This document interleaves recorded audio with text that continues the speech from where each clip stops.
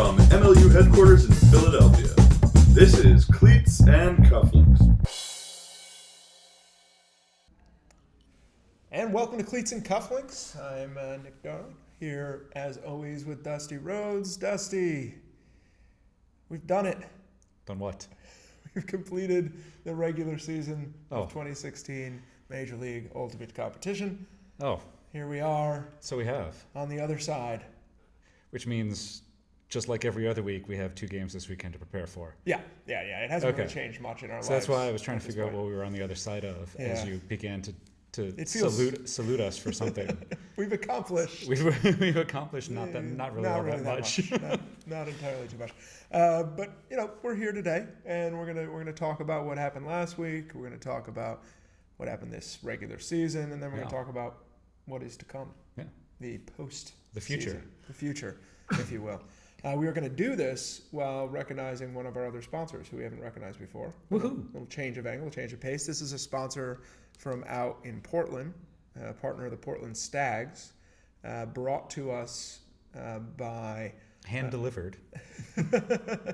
hand delivered by our good friend Will Curb, who does some writing for us. You may recognize him from his happy hour piece that he does every week. I've enjoyed some of those more than others. To your brunch, I think. There tends to be a lot of data in new ways in there, and I'm not always prepared for it because I tend to read happy hour on Saturday morning. Oh yeah, that's It's not Friday the time. night. I'm That's not not the time for it.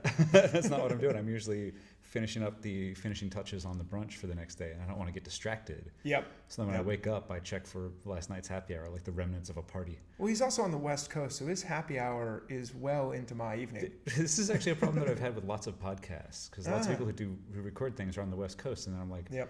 well, we release these every Wednesday. Like my Wednesday is over by the time these things are released. It's the Yeah. same problem with sports that are on the West Coast. They're always at the wrong time for me.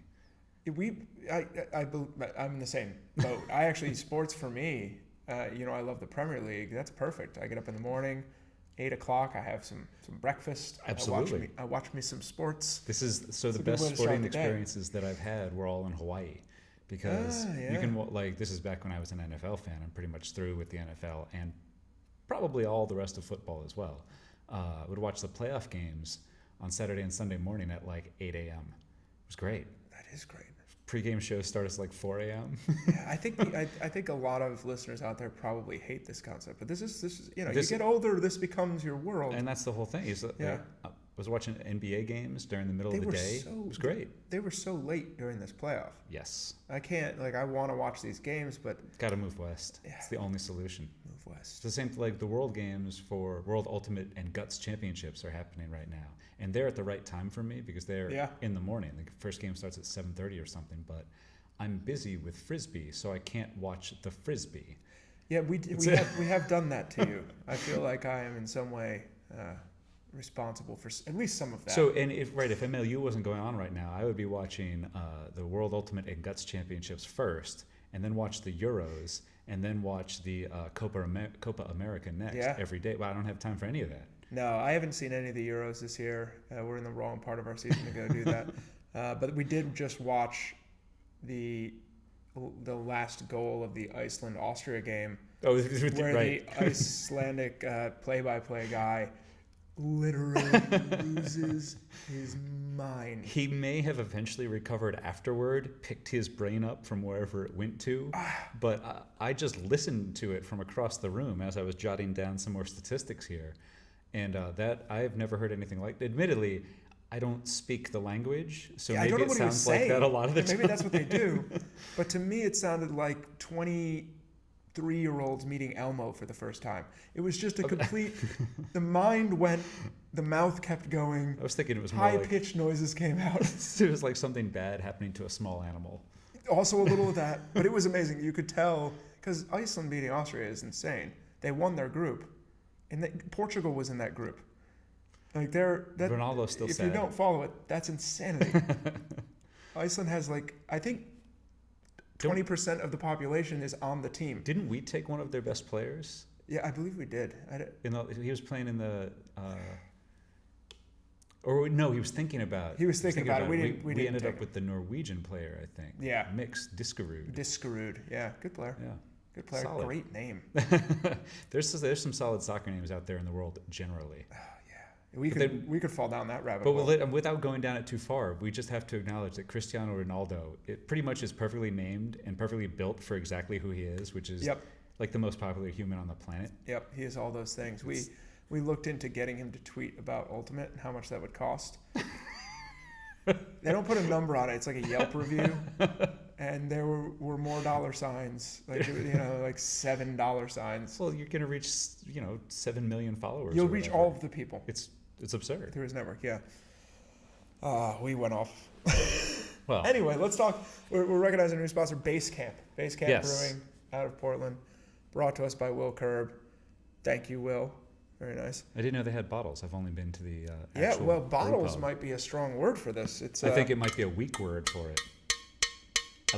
Aluminium. Aluminium. Yeah, drop the thing here. Aluminum. Yeah, you need an adult. That's trouble. So I'm gonna open this up here. This is the S'more Stout from Basecamp Brewing Company. I will tell you, I'm just gonna read the instructions on here. It says, soak in a mountain river, chill in the snow, cool off in a lake, refrigerate if you have to. Anti-city living? We refrigerated. City living's the way to go. Far less upkeep. Far less upkeep. So I'm gonna pour some here, and I'm gonna let you do your read as we do. So it's kind of epic today. Both the beer and the read, from what I see you pouring out there. Very dark. I'm gonna pour just half a glass here, so as to enjoy my Basecamp Brewing Company beer responsibly. S'more Stout. S'more Stout. To triumph over mountain, wave, wind, or boulder, you need a good base camp. Your base camp helps you rally your adventurous spirit to conquer the next challenge. Cozy up and take a break from your winter trek with our S'more Stout. The S'more Stout is an absolute all-star. Aromas of chocolate, coffee, fig, and smoke invite you in to a gigantic maltiness that is distinct in its smooth and refined character, with flavors of chocolatey malt and hints of smoke mingling with rich caramel and dark fruit. We recommend topping it with a roasted marshmallow to enjoy the ultimate S'more Stout experience.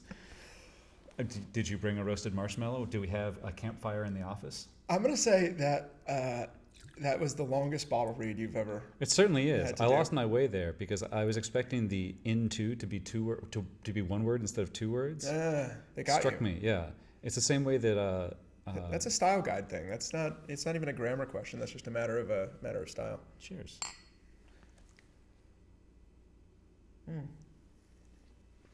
Oh, that is roasty. Oh, I like the fact that they got some roasted malts in there for sure. I actually like that better than I thought it would. I'm going to be honest, the name kind of threw me off, and the suggestion of including a roasted marshmallow. I was a little concerned I was going to get something that was too sweet. I feel like I'm not getting that. Well, no, it is sweet, but it's got the actual burning flavor. Yeah. And I like the burning flavor in beers, as well as in toast, as well as in grilled meats. Oh, yeah. It's the char. The char. So we're going to say that the s'mores has the char. S'more Stout char. In fact, I haven't detected much of any sweetness so far. It's bitter and black. That's what I'm liking about it. It's got a good hop character in it. I'm assuming it'll have a good aftertaste there. I'm enjoying. When you talk about the style guide, it's the same thing that I have to do before the games. You watch me do this. I write out all the players' names, and I make sure their first name is separated enough from their last name. Yeah. And I make sure the 1 through 10, there's a separation between 20 through 30. It is a meticulous process. Guide. Yeah, I realized early in the season that I was having some difficulty with player names, and then I remembered that I was not doing one of my activities before the game to prepare. It's just write out the names, even though I know all of the names. It's all about process. Helps me remind. All about process. Absolutely. And we had, so I bring up that I watched you do this because we called a game together this past weekend, which I really enjoyed. I think it was the best work that you and I have done together as commentators so far. Yeah, I think we got into a good rhythm as we went. We did. I think it started a little. I definitely started a little flat. I had a tough weekend. I started a little bit flat. It's an interesting game, also. Yeah, but as it picked up, and it was hard to know if that was going to be a good game or not, but it ended up being a great game. So we were down. We did the Philadelphia Spinners DC current game. Philly came down to DC. Game doesn't matter for anything other than pride and bragging rights at this point, because Philly's got home field advantage for the playoffs. DC's on their way to next season already, but DC clearly came out to bring it to Philadelphia. And every single one of their players said that that's exactly what their goal was going into that game, is to come out right away, get all up in the Spinners' business. That's my phrase, not theirs. And just I want that to be on the coach's like get all up clipboard. into business. Get No, all that's up in the business. I mean, form a wall.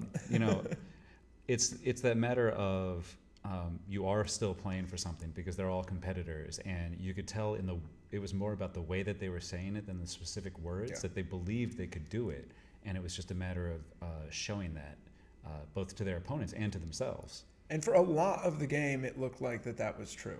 They came out really fast and hard against Philly. I think they got 2 breaks right off the bat. 3 breaks right off the bat, and led the entire game.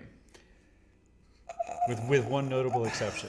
Until in what became kind of a hallmark of their season, unfortunately. The fourth quarter saw letdown, really. Yeah. And in the end, with 14 seconds left to play, Philly took their first lead of the game. And DC, looking to score with that 14 seconds left, Well, and Philadelphia made a critical error they on that actually final had it, pull. yeah. They were offsides. Yeah. So then DC got to take it at midfield, but they threw a first throw turnover. Yeah. And it was from the player that you would want to have the disc in that situation, Lloyd Blake. And Absolutely. he just turns and throws a little lefty hammer. I can't do a lefty hammer motion that well. As it Yeah, turns if out. anyone's watching this on video, you're going to That's see it not really. good. Don't do that. That's not the form. Anyway, just tosses it over to the break side. He's double teamed there to start, and the reset that he's tossing it to sort of moves backfield as he tries to lead him upfield. Yep. And it's just a miscommunication. Turns out, as a turnover, Philadelphia doesn't even have to throw it; they just have to pick it up at that point. It was kind of a deflating ending. Very much so. You know, because we were like I was getting excited pumped for up. overtime. I was standing. I was on my toes. And I guess they were just trying to mess with me because I picked them to win that game, and I was trying to catch up to Luke in the standings. Yeah, and Ruby as well. And it didn't turn out that way. Someone's got to dethrone Luke Ryan. But I lost to him horribly in fantasy this week in the championship. So I haven't checked the standings this week after the picks and predictions from last week, but there were a number of people trying to pick up sets to try to gain some ground in the last week. But in that game specifically, Antoine Davis had a heck of a game for DC. Great Vince game. Radums just kept skying small people, which is to him everyone else on the court, on the field. Yes. And then Dom He Gibson, does belong on a court almost. He's a tall man. Dom Gibson had an amazing block at the end. Had some also some interesting, some good plays throughout the rest of the game. But that block at the end, which was on Radums actually in the end zone, fantastic. was one of the most difficult calls a ref is ever going to have to make. It looked terrifying. The thrower was going this way, Radums is coming this way, and Gibson is coming from directly behind the thrower. And there's 3 great replays of this within the game footage. And Gibson gets the disc first, has it in his hand as a catch, and then the offensive player is still coming across, just like total collision.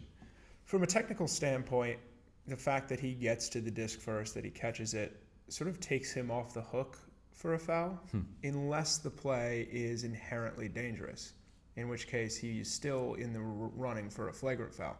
However, if you watch it, my interpretation of it is that he has a right to that space as much as the offensive player does until they get there. So somebody has got to recognize what's going on and that they're not going to be first. And so if he gets there first, then it's technically maybe even a foul on the offensive player for coming into him. It was a very interesting play. Or it's a foul on the thrower. Right, that was just a that's dumb what we throw. talked about right away. And hearing that himself, I'm sure, if he was given the second chance, would not throw that pass. No. But when you watch the replay, and you can see this, camera guy was doing pretty good work to get the actual angle down pretty well. You can see exactly what Hearnet was seeing. Yep. And you can see Dom Gibson in the back, and his eyes just kind of go, I'm going to get this block, aren't I? And he just goes forward and gets it. It was a brave play. It was a really good play. I was happy with the no call. So whether there's a call or not, I was really pleased with the way Radums reacted to it. He just went the other direction and started playing defense. And classy play. The fact that he wasn't injured was apparent. Didn't fake anything there. Didn't ask for a call. And that's something that I, as someone who watches all of these games, I get so irritated when players are asking for calls. And I understand that they're frustrated the call's not happening right away. Sometimes the refs wait for a moment to see if you have advantage. But it's just this thing where it bothers me in every other sport too. This is not unique to Ultimate. And the thing is, when you're doing self-ref games, you never have to ask for a call. You can just make the call. Just go ahead and make that call. So you get these like other calls where you're like, why are we getting this call? Yeah. Whereas here we Yeah. have players saying, why am I not getting this call? So it's been an interesting experience watching players navigate having refs, having officials who are empowered to make calls, and watching the refs navigate that as well. Yeah, and I think that it's going to be interesting. Every year we go back and we look at those types of calls and decide how we want them to work out in the future. And, we work with our ref crew and they give us feedback on what they want. We adjust rules accordingly. So it's going to be, I think you're right. I think the learning experience is really good. And I felt like that play was just the players both. That play is right on the border. It's right on the border. It was kind of scary, to be honest. But they both came away from it. They both reacted well to it. And we went on with the game. And did indeed. We did indeed. And so in the end, Philly comes out 19-18. They end the season with just one loss, headed into their home game against Boston for the playoffs. Boston, meanwhile. Oh, we have to talk about this game. Yeah, we're going to keep the talk about it maybe a little brief. But Boston just, I think maybe in some frustration for having their last home game canceled, wanted to give their fans a little bit of show. They came out just in nonsense form. This game was over from the very beginning. Yeah. It just 32-15 is the end score there. 32-15. And the thing that you're going to hear a lot about is Tanner Johnson scored 13 goals, 2 assists for 15 points, which means he broke Donnie Clark's previous record of 12 goals, 14 points. So 12 goals and 2 assists. So Donnie Clark had the record for most points and most right. goals, but he broke both of those by 1. And you could see during this game, and the commentators, Jeff Poster and Tony Leonardo, were talking about this, like kind of Boston had this mindset that they wanted to set some records. And boy, did they. Because they were kind of forcing it to Tanner Johnson early in the game. They were definitely feeding him, yeah. But at the same time, and I'm writing about this as well, he scored 9 of those goals in the second half. And 6 of those were breaks. And of those 6 breaks, 4 of those defensive points lasted less than 30 seconds. So that means that New York is turning the disc over and Boston is scoring immediately. The first thing that has to happen there is that New York is turning the disc over. These were drops. These were throwaways. So, yeah, they were feeding him, but they were given these opportunities over and over and over again by New York. They scored 21 breaks in that game. 21 breaks is more goals than any other team in the MLU scored that weekend. They would have beaten every other team just on breaks. And it wouldn't have been close. They would have beaten Portland. It would have been the only close one. It would have been 21 breaks to Portland's 20 goals. Wow. It's a crazy game. That is insanity. Yeah. And to Johnson's credit, he's tough to cover. He's big, he's fast, and he has very good timing. There were a couple of these times where a turnover would happen sort of in the backfield near the disc, and he would be near the end zone by the time New York had realized that a turnover had happened, and the disc would already just be up, waiting for him. Yeah, I mean, the New York gave the disc up a lot, yeah. Obviously, in easy parts of the field, and Boston just quickly took advantage of it. There's really not that much more to say about this game. There's not much else, yeah. I will say Marcus Brownlee came within, I think, 2 blocks of taking the season block record. And one of those blocks was taken away because Tanner he Johnson hit it. This was on like this was on a pass into the end zone at the end of the second quarter, I believe. Yeah. Brownlee got his hand on it, tipped it, and it went directly to Tanner Johnson, who was just kind of there waiting. Yeah, yep. And what are you going to do? I mean, at that point, that's just Tanner's day, and you're not going to have much to say about it either way. But, yeah, Boston, huge win. Going to give them a nice amount of momentum maybe coming down here to Philadelphia this coming weekend. Yeah. So we'll see whether or not they're able to carry that same kind of energy and that same kind of conversion rate into Philly. Philly's a lot more stingy with the disc, obviously. It's going to be a different game, but still, it's the kind of game you want leading in. I mean, so let's jump into that Boston to Philadelphia game for a little bit. Yeah, might as well. This upcoming weekend. Yeah. We'll do it a little bit out of We'll go out of order. We'll just go timing order. Place, yeah. But so that Boston to Philadelphia game, that's pretty much the game that we've been wanting this whole season in the East. Yeah. DC did a valiant job during the course of the season. Of all the teams that finished with a losing record, they had the best goal differential, blah, blah, blah. They did pretty well. But the 2 teams in the East are obviously Boston and Philly. They have only lost to each other over the course of the season. Mm-hmm. They have scored the most breaks, they've scored the most goals. They're just the exact right teams. And to see them come down here to Philly, we've been going up to Boston for 2 out of the last 3 East Coast Championships games. And we were down in D.C. for the other one. And each time the home team has won. So Philadelphia kind of has to go in as the favorite. They've got a 9-1 record.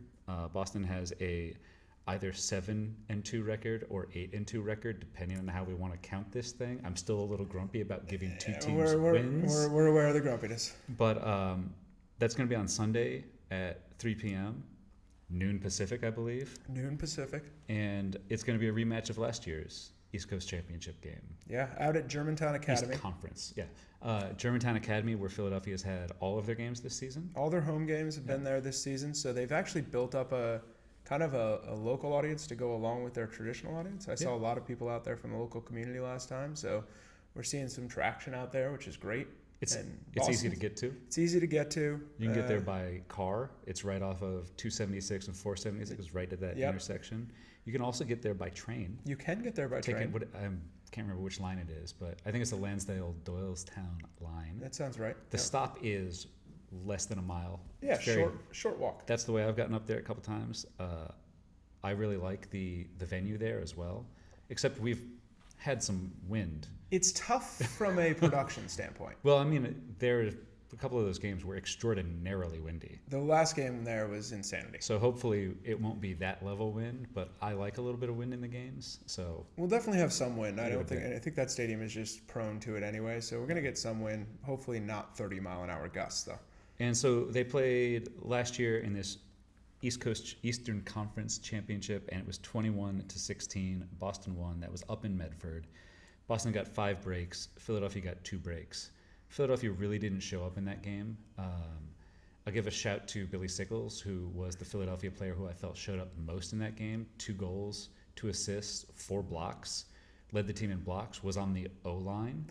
And during the course Maybe of that tells game, you how that game was going. Yeah. It just felt like he was really putting forth the effort in that game. And some of the other Philadelphia players, I don't know, it seemed like they went into a shell a little bit. Boston has that effect on people. Yeah, and the stands were really full that game. Yeah, I was up there for that game. Stands were really full. Fans were on top of them. Yeah. A lot of Philly fans made the trip, actually. So they had some support, but it still just felt like they were just getting beat down. And as they couldn't close over the course of the game, this gap just kind of widened.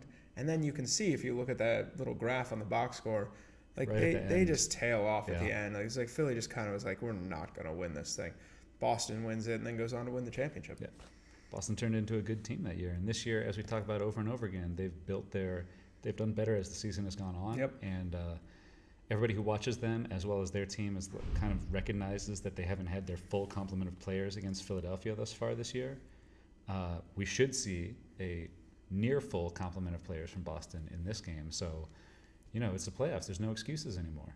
I will be very, very surprised if this isn't a really good game.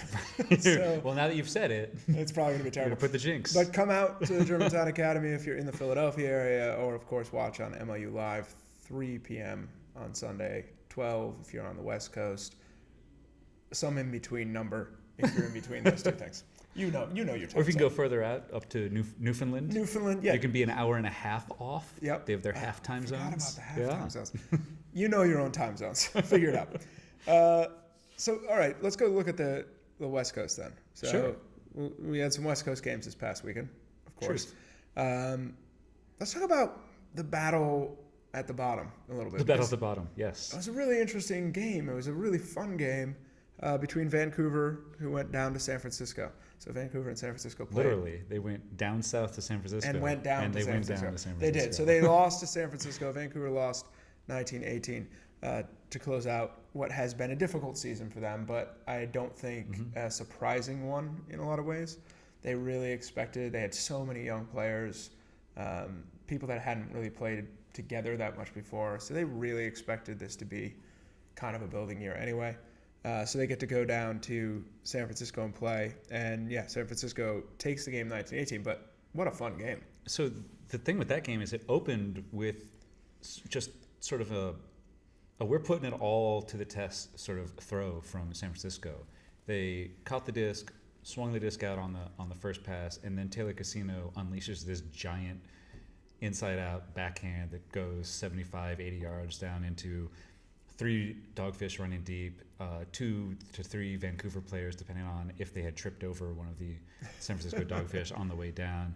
And Thomas Pineda comes in with the goal, and that's 10 seconds into the game. And San Francisco's just like, yeah, you know what? We're letting it all fly, right? Here we go. So, and I would characterize Vancouver's play in a similar fashion, is that there were a number of hucks and a number of sort of just more interesting play than we've seen from both those teams over the course of the season. Well, specifically more successful, interesting play than we've seen from both those teams over the course of the season. And it all came down to the end, which is kind of what made this game fascinating. If you want to watch a very interesting last couple of points, go watch the last couple of points of this game. There are a handful of turnovers right back and forth within one pass. Yeah. So it's, Vancouver throws a turnover, San Francisco throws a turnover, and then they're going back the other way again. And then at that point, so Vancouver gets the disc back with 32 seconds left to play. And they call a timeout. They call a timeout with their coach Gatien, running across the sideline, calling timeout. Like he must have covered 70 yards, just going like this the whole way, waiting for a ref to recognize. Yelling. And while he's doing this, Vancouver throws a goal over the top. So the goal comes back. They call a timeout, set up a play. Their play lets them score in 7 seconds. So now there are 25 seconds left for San Francisco. That's too many seconds. Right. Yeah, So too you many got to seconds. design this play to run it up. They Scored too fast. quickly. Scored too quickly. So Is that your analysis? it's not true. People will recognize that reference. Little Men in Blazers. Nod to Men in Blazers. So then San Francisco has 25 seconds to score, and they score in 24 seconds in 5 passes. And multiple passes were contested. There was crossfield hammer. Yeah. Gabe Sankey almost turfed the very first pass. But they go down and they score in 24 seconds. You wouldn't think Vancouver has a chance. Right. At least based on what we saw in the video, there was 1 second left. There may have been 2 seconds left, something like that. Sometimes the game clock and the video clock are maybe a second out. So then Vancouver stops the roller pull, picks the disc up and chucks it down the field, and then it requires 3 Dogfish to get a block on it. And a Vancouver player almost catches the tip to send it into overtime. So the end of this game is fantastic. And actually throughout the game, there's a lot of seesawing, a lot of momentum shifts here and there, a lot of quality play from the top-level players on those teams, and it's a fantastic layout that made it onto Sports Center. Yeah, Sports Center. Sports Center. Let's give a shout out. Who was that? That was Justin Chan. Justin Chan with the scorpion catch, as we're calling it. He lands on his chest and his heels almost hit the back of his head. It's terrifying, but amazing catch. I assume that the part of that play that they don't show on Sports Center is that he threw a turnover immediately after this. Oh, we definitely cut that off. Yeah, no, it was a great catch. It was a great catch.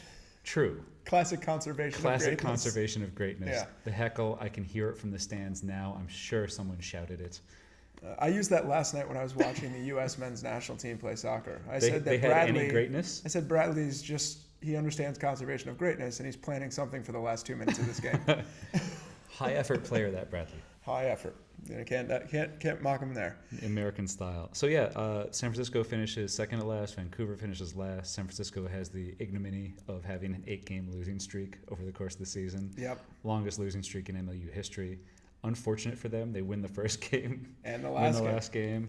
Got the good bookends, but the whole middle was just kind of forgettable for them. And the thing to note here is that they gave a really entertaining game. Like these are two teams with nothing really to play for except for that pride thing again. But they gave the fans a really entertaining game. They gave us an entertaining game to watch, and they gave all you an entertaining game to watch if you want to go out and watch it. So it's it's obviously still available for anyone to watch if they want to. So then I suppose we have to talk about the other. We have to talk about the other, West which is game. the prequel for the main event, which is the playoff game. It's and like it's the worst prequel in.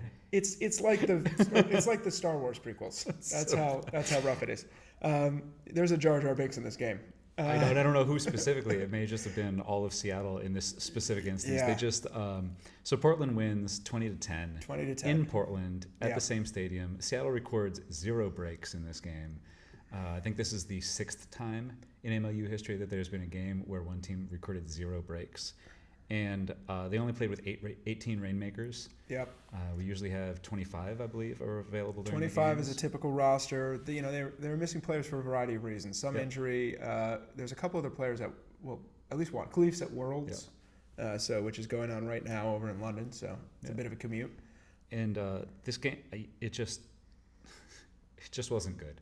You know, like it just. No, I don't know what else to say. That's it. I believe Seattle scored 5 in the first quarter and then scored 5 for the next 3 quarters. Yeah, and Portland, they're at home. They're just going to play their game, and they're going to go out and beat you down. And I think Seattle came into this game, is my guess, with like their short players. They're not coming in with their winning game plan because this is kind of what they want to do. They're a tricky team, Seattle. They're going to play with you a little bit. So my guess is that there's a winning game plan that they have in their pocket that they're saving for this weekend. Now, whether or not that game plan will win, I don't know. Right, but I just know they were not going to tip their hand in this game, and clearly whatever they were doing instead was not the emblematic play for me in this is Seattle is about to score a break at the end of the first quarter, and it is 4 seconds, 5 seconds left, 6 seconds left. There's a foul call. They're right up on the goal line. Portland's playing a really solid defense, but not great defense. Seattle goes to throw what will be a really easy forehand for somebody who plays in the MLU. Turfs it. And then there are 2 Stags just taking off down the field. They're gone. And they put the disc up immediately to the first one of them. Clock runs out, and he completes the pass to Purston, who is almost always one of the 2 Stags sprinting down the field after a turnover. Or any other time. Right. And it's just like that goal didn't mean anything, but they still scored that goal. It's just like this game doesn't really mean anything, but they still won this game. They are, however, undefeated in the West, which is the first time that we've seen that in the West. No team has gone undefeated against all their Western opponents. I didn't think about it that way because the only loss was when they traveled over and lost to Boston. Right. That's true. So that brings us to another assessment of the 4 playoff teams: Portland, Seattle, Boston, and Philadelphia. They have only lost to each other. None of those teams have lost to another team, have lost to a team that did not make the playoffs. We have the right teams in the playoffs. The system works. There's no doubt about that. So Portland and Seattle will play Saturday at 6 p.m. Pacific time. That's 9 p.m. Eastern time. Yep. And these 2 teams met last year in the playoff, and where Seattle got the surprise, I think, to everybody, 17-16 victory over Portland, in a game where Portland did not really play all that badly either. It wasn't... Well, there's a handful of things in that game. First of all, I mean, Seattle will tell you more about this if you ask them, but they had the novel strategy of forcing Bjorklund away from the disc and forcing Purston toward the disc. Yep. It worked a little better for them than it did for a lot of teams, but Purston still had 7 goals. He did. I believe he also had an assist. 7 goals and 1 assist, yep. And then Bjorklund was 23 for 23. With a goal and 3 assists. Right. And a block. So it's not as though they shut them out of that game, but they made it more difficult for them in that game. Yeah. And if you go back and look at the playing time, Portland played the top of their roster a lot throughout this game. And my concern, and I wrote about this last year, if you look back to the whatever the game recap was that I wrote for this one, was that they were just tired by the end. And that's what allowed Seattle to just get just enough and for Portland not to be able to close that gap. Portland seems to be not riding the top of their roster as hard as they did last year. I think that may benefit them in this game. It's going to be interesting to see because Seattle has not beaten Portland this year, but they also didn't beat them last year until the playoffs. The playoffs. So, and you got to think as Portland, you're going into this game with that in the back of your mind. And I think it's up to the coaching staff and up to the leaders of that team to get that out. I don't think there's a way to, because I don't even think it's in the back of their mind. I think it's actually in the front of their mind. So when we talked to some of those guys when they came east to play Boston, we didn't even bring up the playoffs. They mentioned it to us. Yeah. About, because it's 2 years now. Right. Where they should have been the team to go. Should have. I was going to say, let's. And they lost to Vancouver, and they lost to Seattle. The results speak for you. You don't speak for them. Absolutely. Absolutely. But in the feeling of everybody, they were the favorite. In the words of Bill Parcells, you are what your record says you are. Oh, it's so true. It's so true. I apply that to my life. You keep scoring your life? Yeah, absolutely. Yeah, you get if we're winning or losing. This is how we're different people. Yeah. Oh, man, I got a whole... I actually don't keep scoring. My wife does, and she lets me know. That I believe. You're a little behind. You're going to need to work harder. I don't even know what we're playing. What game are we playing? You're going to deal out the wild cards. That's what I need. Where's the Joker? So, in the end, I think I think it's going to be a great game. They're missing Khalif El-Salam for this I game. think they're both going to be great games. Because he's out there. So I think we have 2 amazing games coming up this weekend, Saturday and Sunday. Go to them if you possibly can. If not, watch them on MOUlive.com. You'll be calling the Boston game. You got a couple of great guys out in Portland handling that game. It'll be an exciting weekend. I'm looking forward to both of these. I've got my calendar blocked off for Saturday evening's game. Obviously, my whole Sunday is taken up by MLU. I'll be preparing and then going to that game and sitting around trying to get the feel of the crowd, feel of the players as they come in. I like to get there as early as I can so that I beat most of the home players. You can't always beat all of the home players. Some of them live far too close. Some of them get there like 4 hours early. And I'm in between 4 and 3 hours, so 3.5 to 4 hours, which gives me a lot of wiggle room in case something goes terribly wrong, as it has a couple times. Planning ahead like that is really important. The one time that I wrote down the wrong time for a game, still managed to get there in time. I remember that one. Only because I was planning to show up 4 hours ahead. Exactly. It helps. But I'm looking for. I'm really excited about the games this weekend. I'm not going to lie. This is kind of what the whole season builds toward. Yeah, these are the games, right? This is where all the pressure's on. This is where everything matters. This is where the fans are out, like pushing hard. And in the end, everybody in the office here is poised. There's this tension. Yes. Because on Monday, we have to take whatever happens and package it up into a championship game. Championship. Which is really exciting. But there's a lot of pieces that need to get done really quickly when that happens, right? Because we got to turn around promos for Comcast. Because we are on Comcast in Philly. And we're doing well on Comcast in Philly, by the way. Well, that's all because of me. Obviously. I'm in this area for the summer. You're just driving. And every single time that I'm around and the MLU comes up on Comcast, I'm like, well, I don't care what else is on TV. This has to be on. We have to watch this. Yeah, we pulled a good rating this past week. Doing a little live commentary of myself as a commentator while I'm watching these things on Comcast. It's a little bizarre. I've read some of going through the I've read some of the wormhole. Twitter stuff on that. It is very self-reflective and it's interesting. Well, that's part of the job. Is you got to assess yourself as a worker. It's introspection. But it'll be a really fun championship game. We're really excited about it. And we're going to be talking about it a lot over the next 3 weeks, clearly. But July 16th, Franklin Field at the University of Pennsylvania, historic Franklin Field. The last place the Philadelphia Eagles won a championship game in 1960. It's been a while, folks. Philly needs a champion. You're just twisting that knife for all the Philly fans to get out there, cheer their team on this weekend. If Philly makes it to the championship game, I think a lot of Philly will show up just to see somebody win again. That's what they're going to hope for. I'm sorry, Philly. I'm a Philly sports fan too, and it's a struggle. You're overlooking the Phillies, which I also do. One of my favorite. So. No, that was one of my favorite championships. That was before I had children. I watched that entire series out at my local pub. I really liked it because they had all pitchers. They had Holiday and Oswalt. Such great pitchers. And then they had one other pitcher. Lee. Cliff Lee. Cliff Lee. Thank you. That's the thing I always loved about baseball was pitching because I was a pitcher. I don't understand what all the positions are for aside from pitching. You're the man when you pitch. Why else is anybody out here? I hated batting because I couldn't understand why you would want to have someone throw that thing at you. Loved pitching. Yeah, it is kind of terrifying. So we'll be out at Franklin Field. We're doing a pregame thing at City Tap House. We're doing a postgame thing at City Tap House. We're doing a kids clinic. And we're doing the disc golf. We're doing the $10,000 throw at halftime. I guess I'm ineligible to win that. You cannot win that. Neither can I. I'm going to go out and test my skills. We're going to try it. Yeah. No, we'll have that set up before the game. Working on my disc golf. Yeah. But it's a 50-yard throw. So if you get to the game early, you register for our drawing, and we're going to pick 10 people from the audience to come down and try this 50-yard disc golf throw. Right at halftime. At midtime. The period break. Yeah, at halftime, we're going to do the $10,000 throw. I hope somebody wins it. Somebody got close last year. One of those throws was the line was real true. Yeah, I'm really excited. I'm sorry, I should say really true. Yeah, really true. I'm really excited. It was a good run.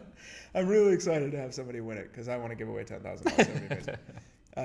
For the responsible adults out there, Franklin Field will be serving beer at this game, which I know will make a lot of those responsible adults excited. So it's just going to be a great event. as it's been for the last few years. I think though that working with the stadium this year has been really amazing. I think we have like good cooperation. We have good local media interest in what's going on.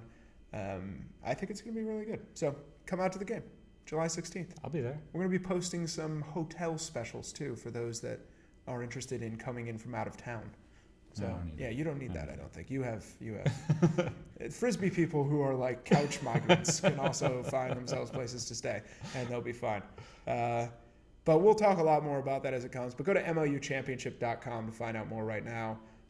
Keep checking back in because we keep adding things that are going on and adding involvement. We're working with a beer sponsor right now, so we're not going to announce who that is yet. We're working on it, so we'll see what happens. But I'm very, very excited about this game. I can't even look forward to the championship game. I'm still focused on the East and Western Conference games. Yeah. You're not even allowed to think about it. I was going to say, as a commentator / writer person, I have to stay focused on the week ahead. People often ask me, "Oh, what game are you doing next week?" I was like, I don't know. Nope. I just know this next one. There's a wall after this weekend, and then I can look forward again. Absolutely. I write them down in my planner like an old person.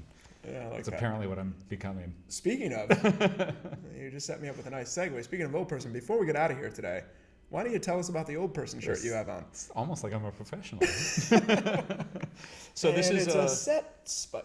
This is a New York horse shirt, which is a Masters team out of New York. I've worn a couple of the other horse things. When horse a pony attire. grows up, it becomes a horse. Yeah, just like monkeys grow up to be chimpanzees, or is that the other way around? I don't think any of that's true. Right, just like ponies and horses. We do not understand it. So I played with them the last couple of years. Played for Pony way back when, which means I get to try out with the horses and go run with them. We had a good run the last couple of years. For this specific season, we are being sent to the glue factory. Hopefully, we'll be zombie horses in the future, but we couldn't get enough old people together to go play at regionals this weekend up in, I want to say Northampton, Massachusetts, whatever's right next to Amherst, just to the left, aka the west. We just kept dropping people because old people get injured and have life events come up. Yeah, so we got it's down hard to play frisbee when you're we old. were like pushing to get 12 people for a tournament, and then it dropped down to like 11 and then 10. And as the numbers drop, other people are like, no. Yeah, you're like, hey, you're gonna come play this weekend? How many people do we have? Right. And I was in for whatever because I just like getting out and playing these days. You love to run around. I know. Well, I've tempered that a little bit. I like to stand a lot and then run occasionally. The correct moments. The correct moments. Incorrect moments. I feel like that's what Masters is all about. Everybody just running at the correct moments. It's very much what it's about. And I've said this before, but Masters is the first division where I've seen like a turnover happen and neither team wants to fast break. The defense doesn't want to fast break and the offense is like, yeah, we'll just work it up. I'm just going to wait a second. That said, shout out to Boneyard representing the U.S. team, the U.S. at Nationals. That team, when we played them last year at Masters Nationals, they beat us 15-11, and that was probably the best game we played on the weekend. We had no chance of beating them. They're legit. They're really very good. I've heard Jared that. Inselman playing with them. Trey Katzenbach playing with them. There's a reason that they are up at the top of the Masters division. It's because they play like they're not in Masters. They run a lot. The only other team that I would say that I saw at Masters last year was Johnny Encore was playing at a very similar level. Obviously, Johnny Bravo, Johnny Encore. This makes I like Masters names more than I like regular Frisbee names. The Masters names are really good. They're solid. So I'm a little, all I get to do is play Summer League now. So it's a little sad, but all right. We'll probably less likely to injure myself though. I don't know. I feel like my Summer League is just an injury waiting to happen. Well, that's all the time we have for today. We're going to get out of here. You can, of course, as always, find me at Nick Darling, NIC Darling, or at Dust Tweeter, DUSTWEETR. I'm more amused when you say it than when I say it. That's why I say it now, because it makes you laugh. You can check out the championship game stuff at MLUchampionship.com. Watch the games this weekend. Watch the games this weekend either by going to them, preferably, or watching them on the live stream at MLUlive.com. So much stuff going on. So exciting. We're going to have so much to talk about next week. I can't wait. Yeah, we're always lacking for stuff to talk about. Yeah, that's never the problem get enough words in. Never have enough things to say. There's never enough time. All right. That's all we have. We'll see you next week on Cleats and Cufflinks.